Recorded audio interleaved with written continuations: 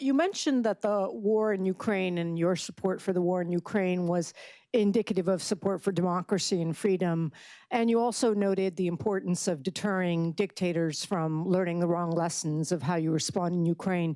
How do you think the world is responding and observing the UK's continued support for Saudi Arabia, the continued provision of armaments to Saudi Arabia in a war that has killed far, far more people than Putin has killed in Ukraine?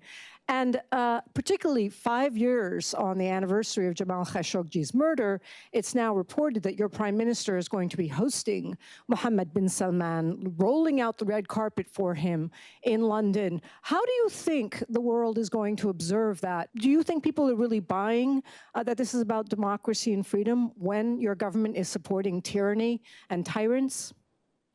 So I fundamentally disagree with your assessment of my government's position. Now, look, the situation with Russia's invasion of Ukraine, I don't think is analogous to the conflict in Yemen, which is, I suspect, what you're referring to.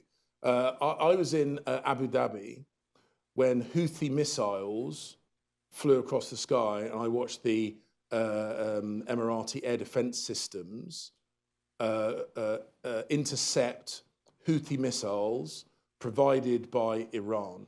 I know Saudi Arabia has been at the receiving end of Houthi missiles, which have attacked civilian infrastructure and civilian targets in Saudi. The idea that countries in the Gulf defend themselves against Iranian-funded militia groups and terrorist organizations is in any way analogous to Russia's invasion of Ukraine, I think is a fundamental error of assessment. I think it's a category error on your part, madam. I'm sorry to be blunt about this, but I just think they are so different that they can't be compared.